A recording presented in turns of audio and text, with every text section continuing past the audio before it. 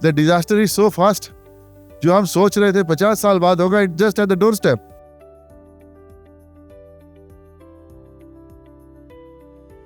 I would like to congratulate VYK team, and not for only organizing this event, but also for such a beautiful hall which they have gifted to the sector, civil society sector. Why I am saying so? क्योंकि आप लोग जानते हैं कि हम लोगों ने हमेशा विश्व युवा केंद्र को, VYK को, जितने भी CSOs हैं, सबने अपना घर समझा. सबके इवेंट यहाँ होते हैं. CSOs can contribute in creating sustainable livelihood in this country. And we moved in a direction without realizing. लोगों ने बोला भैया इतना sustainability के ऊपर सोचो. We said no, what is the need about that? They said you should use the resources in such a way that you leave something for the coming generation. हो जाएगा यार, देखा जाएगा, बहुत टाइम है. That was the standard belief all of us have.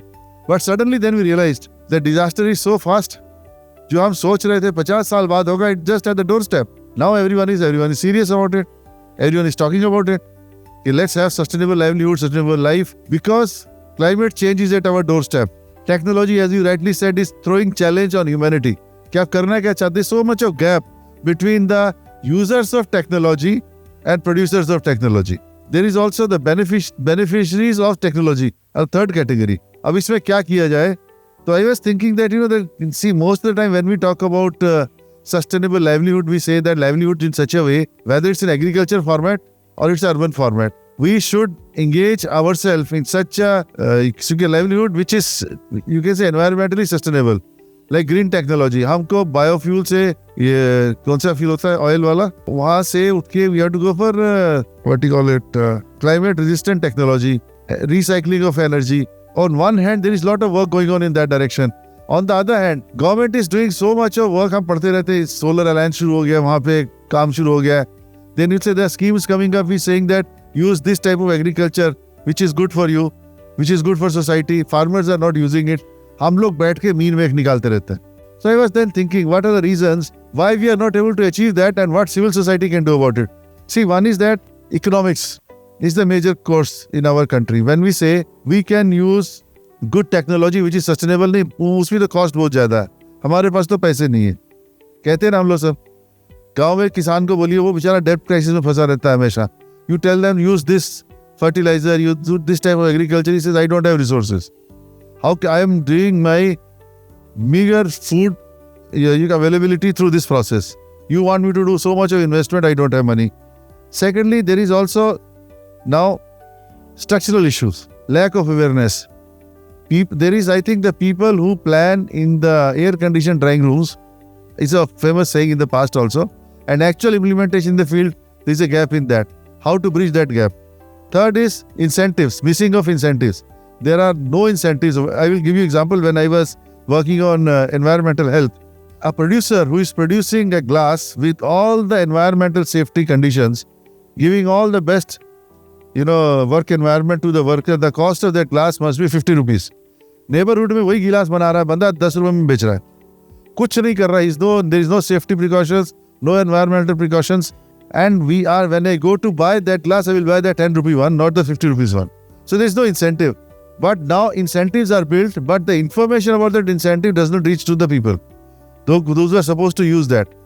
And the third is to have a link between the labs and the users. That is also missing. अभी कुछ दिन पहले AI की हुआ. अब AI is now, everyone is talking about AI, right? Everyone is thinking AI क्या भूत है, क्या कर लेगा. In our we are organizing workshops, training programs rather for grassroots organizations, how they can use technology, especially AI. That is at our doorstep. We can't say we don't want to use it. You have to use it. When digital formats were introduced by Ministry of Home Affairs to fill your FCR return, सबने बोले कैसे होगा? हो ही रहा है ना? So the point is technology will come and let us work on that. So what CSOs can do in that? Because see, on one hand, I agree with the earlier panel also that see, in companies they have their own interest. While designing this whole CSR Act, we made a mistake because in that most focus is on transactional activities. Transformation गायब है वहाँ से. The reporting format is such that industries are forced to do that job. उनको report ऐसे करना है कि they are producing the projects which they can report easily. तो जो आपने वहाँ भी condition create नहीं की है. So the point is that the role of CSO comes here is to basically first, when you got sustainable awareness about this whole technology which is coming up with the population, you can use, and many CSOs like Development Alternative I know is working on using the technology for the farmers, low cost technology. We can do that. हो सकता है कि नहीं? We do hear many times around us that CSOs are doing two types of work. One is awareness generation. Second is also doing invention, producing, you can say creating models which can be scaled up through this process. Now the question is, we can do work at a very smaller level because we can't cover more than say 1 block or 2 blocks. Our resources are limited. Nowadays in India, we know not only in India, worldwide, financial resources are not available to CSOs.